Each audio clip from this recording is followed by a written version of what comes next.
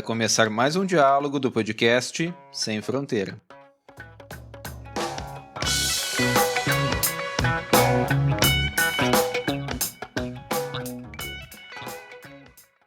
Olá, sejam todas e todos bem-vindos ao podcast Sem Fronteira. Hoje vamos dar continuidade ao nosso diálogo a respeito da questão regional e o capitalismo. E temos como nosso convidado o professor e pesquisador Luiz Brandão, da Universidade Federal da Fronteira Sul. Acompanhe a continuidade de nosso diálogo. E, bom, Luiz, tu chegaste a falar um pouco das superintendências, né? E a gente falou da SUDENE, enfim, né? Tivemos outras, né?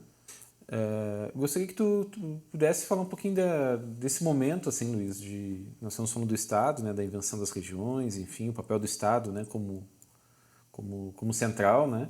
Gostaria que tu pudesse falar um pouquinho a respeito dessas superintendências, enfim, e o próprio impacto delas nas formas de organização social, né?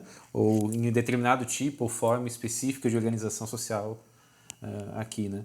A gente pode traçar algum paralelo com relação à atuação delas? Bem, a minha perspectiva é uma perspectiva crítica do Estado. Então, eu sempre tenho muita dificuldade em formular qualquer análise que seja propositiva, né? E aí, dentro da sua pergunta, eu fragmentaria ela em duas. Primeiro, assim, se a gente quiser abordar a região sobre a ótica do marxismo, né, que é a percepção do mundo a que eu me filio, a região é algo que precisa ser estudado, sim, sem dúvida. Ela é um fenômeno social concreto e, portanto, ela deve ser objeto de investigação. Mas daí decorre a segunda pergunta. A região é uma categoria de análise capaz de elucidar por si só os fenômenos concretos em que a gente toma parte em cada uma dessas porções do espaço brasileiro? Para essa pergunta, eu devo ser igualmente categórico e dizer que não.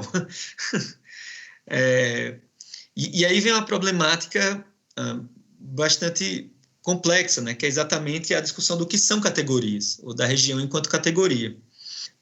O camarada Marx, né, ele escreve em 59 um livro chamado Contribuição à Crítica da Economia Política, onde ele vai exatamente criticar a economia política clássica do Smith e do Ricardo, e ele vai debater a categoria valor e de passagem, durante o livro, ele está discutindo o que ele pensa como categoria, o que ele entende como categoria, e ele vai falar algo mais ou menos, a depender da tradução, que é o seguinte: categorias são denominações de existência, são formas de ser. Não está dito exatamente assim, porque ele fala outras coisas no meio dessa frase, mas um filósofo húngaro chamado Lukács, um filósofo marxista importante, ele vai se sentir extremamente atraído por essa passagem e formular a frase dessa maneira, né? Reformular dessa maneira. E aí, outro dia eu estava conversando com o nosso colega, o professor Márcio Soares, da filosofia, e comentei de passagem essa interpretação do Lukács, do texto, né? Esse rearranjo que ele faz. E o Márcio comentou algo interessante. Ele falou: nossa, mas do jeito que está aí, o Aristóteles podia ter dito isso. E é bem curioso, porque sempre quando eu tento levar para os alunos essa noção de categoria, e categoria como algo que você aprende do processo material, eu sempre faço uma discussão exatamente das categorias aristotélicas, né? O Aristóteles ele vai, por exemplo, olhar para os animais e vai categorizá-los como animais que voam, animais que nadam, animais que andam, que são categorias corretas na aparência, né? Mas são categorias que definem a forma de ser destes animais. Hoje a gente sabe que não. Por exemplo, a gente sabe que, sobre alguns aspectos, um ser humano e uma baleia tem mais a ver entre si do que uma baleia e uma tainha, né? Porque o ser humano e a baleia a gente categoriza como mamífero. Então, a categoria ela vai buscar a forma de ser para além do que está necessariamente aparente. Só que Marx, diferente de Aristóteles, ele entende a categoria como algo social. Para Aristóteles, a partir do momento que você categorizava uma coisa, aquela forma de categorizar, ela valia para todo sempre, ela ganhava um estatuto metafísico, ela era transhistórica, né? Para Marx, não. Cada forma social vai ter as suas categorias de interpretação. Então, quando ele está fazendo esse debate ali com a economia política, é porque a economia política debate a questão do valor, a categoria valor, como se fosse algo válido para qualquer sociedade. E ela pensa o mercado como se fosse algo válido para qualquer sociedade. Por exemplo, o valor no feudalismo é a mesma coisa que o valor no capitalismo, né? E Marx vai dizer não, são coisas diferentes, porque a sociedade, as formas de ser são transitórias, são socialmente transitórias, e de cada formação social a gente extrai categorias específicas. Portanto, Estado no capitalismo é uma coisa, valor no capitalismo é uma coisa, classe social no capitalismo é uma coisa, e assim por diante, né? A gente faz o exercício de olhar para o processo concreto e desse movimento do concreto extrair as categorias que são válidas para aquele instante específico. A partir dessa percepção é que, por exemplo, o Lefebvre, ele vai, de uma maneira heterodoxa, né, como caracteriza a obra tardia dele, sem se vincular tanto ao marxismo mais duro, ele vai debater a questão de centro e região, né, mas no sentido de superá-la dialeticamente, ou seja, você pega a palavra, produz uma negação dela para reconfigurá-la. Então tem uma passagem aqui que eu vou ler, porque como eu não sou um comentador e um leitor costumais do Lefebvre, é importante eu ler para não falar besteira, né? Então fala o seguinte, né, no livro A Revolução Urbana, que eu acho que é do começo da década de 70, né, 72, Sim. Se não me engano, já é o Lefebvre tardio ali, já desvinculado politicamente do Partido Comunista Francês, já um grande crítico do estruturalismo marxista francês, né, do Althusser. Então ele vai falar o seguinte: o centro urbano ele é preenchido até a saturação, ele apodrece ou explode, ou seja, ele entra em estado de obsolescência, ele deixa de produzir algo, ou ele se adensa até um dado momento em que ele se expande até o indefinido ou o definido pelo recorte nacional, né? Às vezes, invertendo seu sentido, ele organiza de torno de si o vazio, a raridade. Com mais frequência, ele supõe e propõe a concentração de tudo que existe no mundo, na natureza, no cosmos. Fruto da terra, produtos da indústria, obras humanas, objetos e instrumentos, obras e situações, signos e símbolos. Em que ponto? Qualquer ponto pode tornar-se o foco, a convergência. Portanto, ele elenca aqui uma série de aspectos, inclusive subjetivos, que estão para além da centralidade, como aquela mercadoria a ser acessada racionalmente pelos indivíduos, tal como apresentado pelo Christaller, né?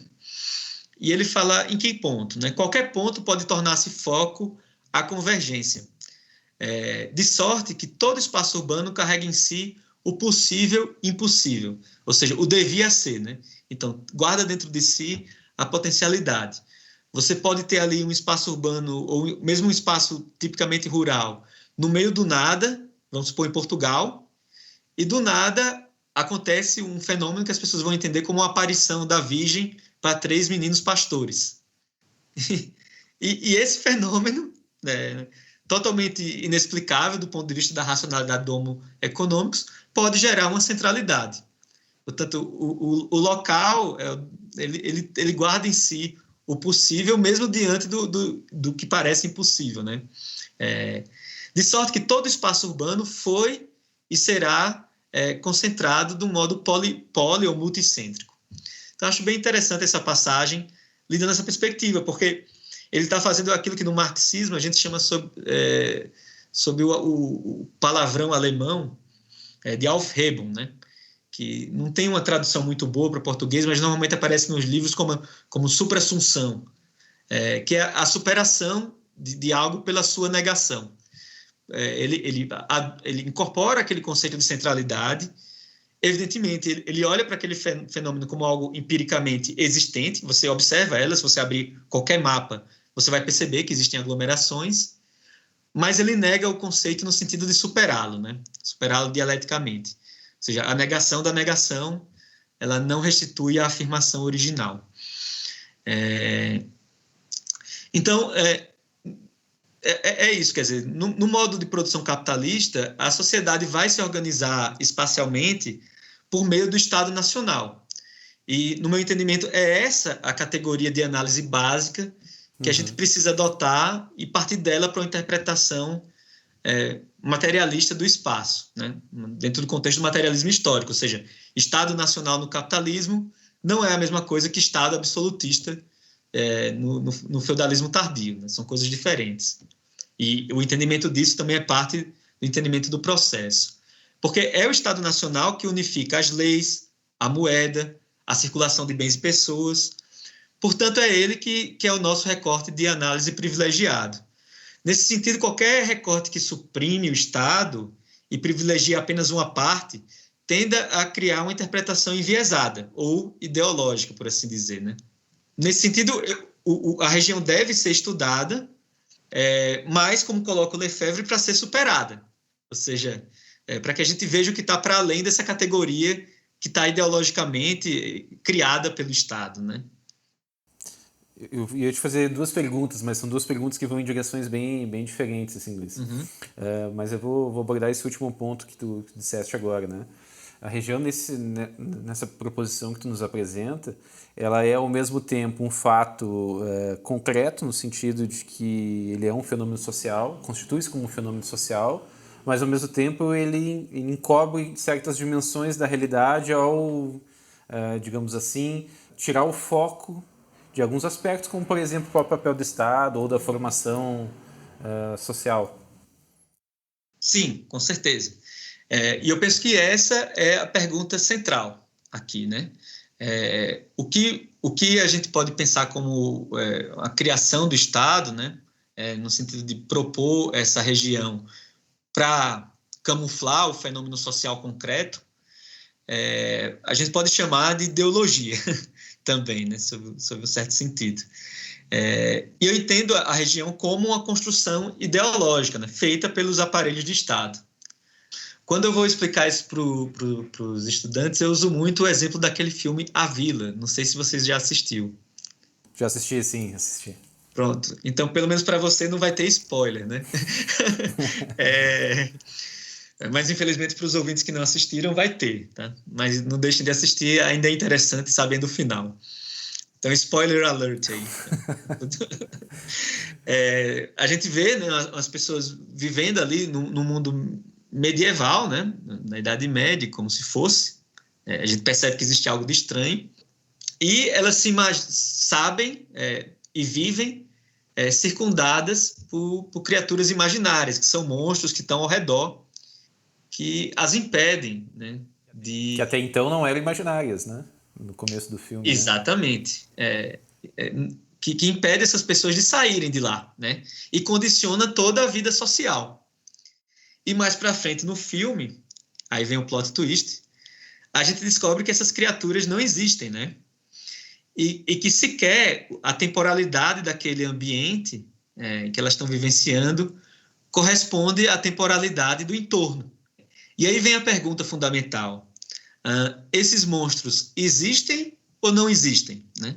Se a gente for pensar sob o ponto de vista do processo social concreto, eu não gosto de usar a palavra realidade, porque ela é meio enseja uma série de complexidades, mas se a gente olhar do ponto de vista do processo concreto, as criaturas não existem, elas não estão lá, né? Se eu for no bosque, eu não vou ser devorado por nenhuma delas.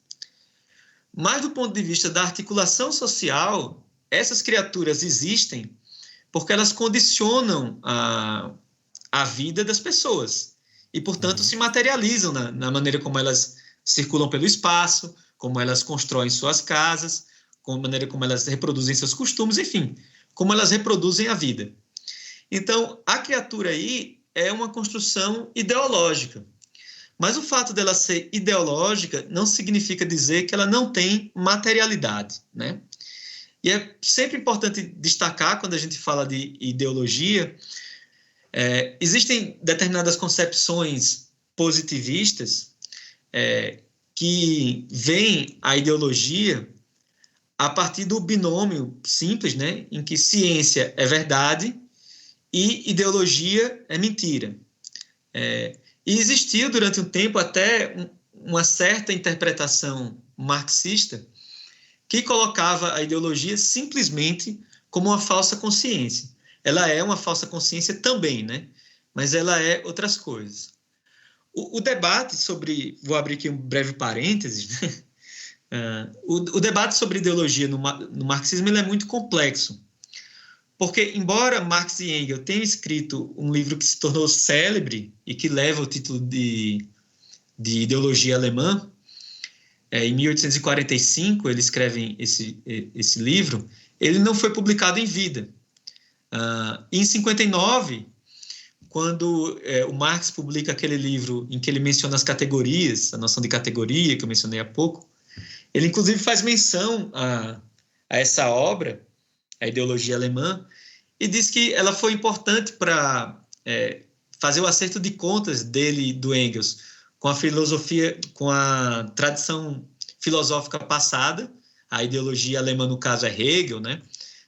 Feuerbach, o idealismo alemão do começo do século XIX. Então, ele diz que essa obra foi importante para fazer o acerto de contas com esses autores, mas que ele preferia deixar esse livro entregue à crítica dos ratos. Ou seja, deixa num canto lá, que eu não vou, isso não tem mais importância nesse momento particular. E esse livro ele vai ser traduzido só na década de 30, se não me engano, em 33, ele vai ser traduzido para o russo e publicado na União Soviética. E só vai ganhar um amplo conhecimento no Ocidente lá pela década de 60, né? Para você ter uma ideia, uma edição completa do Ideologia Alemã só vai chegar no Brasil, acho que, salvo engano, essa edição da Boitempo aí, é de 2008. Antes a gente tinha uma parte dela publicada, né? E por que eu estou dizendo isso? Porque todos os autores marxistas do que a gente chama Segunda Internacional, que vai de 1889 a 1917, se não me engano, acaba com a Primeira Guerra Mundial, eles vão tratar a ideologia como se fosse concepção política de mundo, né? Então, Lenin, Rosa Luxemburgo, para eles ideologia não é algo que se opõe à ciência, mas é simplesmente uma percepção de mundo. Ou seja, eles falam, Rosa Luxemburgo fala da necessidade de uma ideologia proletária para fazer frente à ideologia burguesa. E um dos primeiros autores marxistas ali que vai trabalhar essa noção de ideologia como uma escala de cinza, algo mais complexo, é o Gramsci, né? Com a noção de hegemonia, inclusive, que é muito vulgarizada e usada à torto e à direito por aí, e eu não vou cometer o crime de fazer isso nesse momento. Então, mas bem, é importante saber, né? Um autor que eu tenho um pouquinho mais de domínio e trabalho mais de perto nos meus estudos e que trabalha bastante essa noção de ideologia é o Althusser, né? Em que ele fala bastante dessa concepção materialista da ideologia, ou seja, a ideologia é um fenômeno material.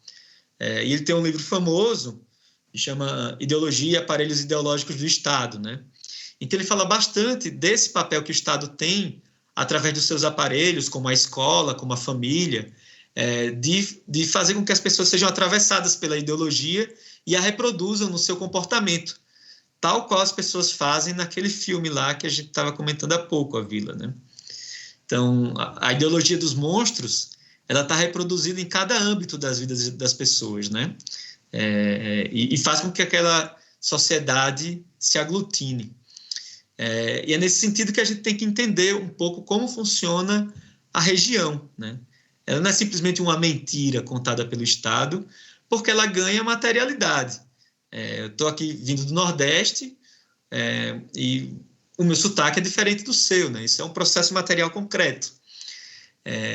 A gente tem hábitos alimentares diferentes e que, de fato, correspondem mais ou menos, né, à região de onde você e eu viemos, né, respectivamente. Então, tem dois exercícios aí. Um é o de compreender o processo concreto, mas entendendo a materialidade que tá imbuída na própria ideologia, né? Bom, Luiz, voltando para as questões regionais, a questão regional, né? Tu disseste da tua influência, né? O papel do marxismo como um elemento central na tua forma de construir a tua relação de teoria, de pesquisa, enfim, tuas relações com o mundo, né? E tu entendes que a região possa ser uma forma interessante de interpretar e dialogar com a realidade? Ou dialogar, como tu disseste, com os processos concretos? Bem, como eu coloquei anteriormente. Eu entendo que sim, né? Desde que ela seja um objeto de escrutínio para o entendimento do seu caráter ideológico. E entendendo a ideologia não de uma forma vulgarizada, né? Como simplesmente ideologia uma mentira, mas algo que, em uma certa medida, camufla um processo social concreto para auxiliar na reprodução da realidade tal como ela se dá, né? Reprodução social. Bom, Luiz, nós já estamos caminhando para o final da nossa conversa aqui. Enfim, gostaria de te colocar uma última questão, que é algo que nós sempre questionamos, né, aqui no nosso podcast a todos aqueles que aceitam participar dos nossos programas, né? Que é apontar dicas de leituras, de referências, enfim, né, de filmes, séries, sei lá, uma série de referências que possam ajudar todos aqueles que estão começando em estudos relacionados, no nosso caso aqui, a questão regional e o capitalismo, né? Então, Luiz, quem escutou nosso programa, gostou dessa temática, das discussões que nós apresentamos aqui e pretende ler mais, pretende conhecer um pouco mais, pretende fazer estudos a respeito dessa temática, né? Por onde começar? Bem, gostaria de finalizar passando para os ouvintes o conselho do sábio Etebilu, né? Busquem o conhecimento. eu acho que um ponto de partida interessante para entender a região é que o pesquisador se entenda como parte de uma. Quando eu estudava arquitetura em Alagoas, eu tinha muito pouco interesse em estudar temas ligados a Alagoas ou ao Nordeste de uma maneira geral. Quando eu li os livros produzidos no Sudeste, eu achava interessantíssimo você debater a região metropolitana de São Paulo, sabe? E ficava, enfim, meio colonizado por esse tipo de perspectiva. E aí, quando eu saí de onde eu morava e fui morar em São Paulo, que eu criei um outro tipo de relação com o lugar de onde eu vim, porque é a partir desse momento que uma série de coisas são desnaturalizadas para você, né? A desnaturalização é um processo importante do rompimento com a ideologia e de uma concepção, da formação de uma concepção mais científica das coisas. A humanidade está aí há 200 mil anos, né? E demorou quase isso para que um sujeito fosse perceber a gravidade, de tal modo que ela é naturalizada.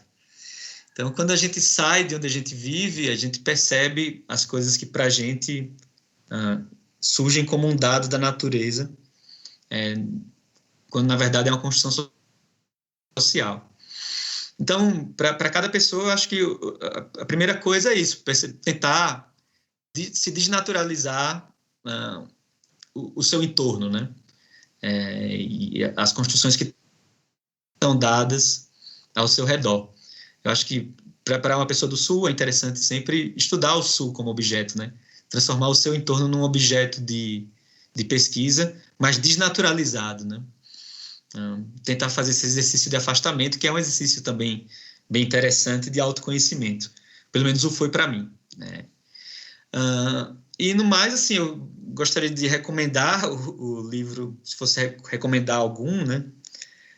Teve um livro que foi bem importante no meu processo de entendimento do assunto, foi o livro do saudoso, falecido há pouco tempo, Chico de Oliveira, que chama Elegia para uma Religião, né? O Chico de Oliveira, ele teve, inclusive, relação muito próxima do Celso Furtado, conheceu por dentro a criação da Sudene, e fala bastante dessa construção de um imaginário nordestino, né? O Chico, ele é um autor marxista, mas não é heterodoxo, assim, ele tem uma influência weberiana muito forte na obra dele, e eu acho um autor bastante rico, enfim, que sempre traz problemas bem interessantes. E um outro trabalho que eu sempre recomendo, assim, infelizmente é um texto de mais difícil acesso, o do Chico é um clássico, pode ser facilmente encontrado na internet e nos PDFs da vida, mas eu gosto muito da tese da professora Clara Kaiser, da USP, que infelizmente nunca foi publicada na forma de livro. Então fica aí a dica para as editoras também, né? Bom, Luiz, gostaria de te agradecer mais uma vez por aceitar o convite, por participar do Sem Fronteira. Tenho certeza que essa discussão aqui vai gerar muitas inquietações em todos que nos ouvem, né? E enfim, né, é um prazer poder conversar contigo, discutir. Eu tenho a sorte de te encontrar em vários contextos, de compartilhar vários momentos, né, para além do espaço acadêmico, digamos assim, né? Então, eu tenho um pouco dessa possibilidade de construir esses debates e, inclusive, diálogos, né, Luiz? A respeito de temas que são provocantes, enfim, né? Então, Luiz, te agradeço, obrigado pela aula, enfim, por todas as contribuições que tu nos trouxeste aqui hoje. Tá bom, Luiz? Quando quiseres, as portas estão abertas. Agradeço o convite, um grande abraço, camaradas, e até a vitória sempre.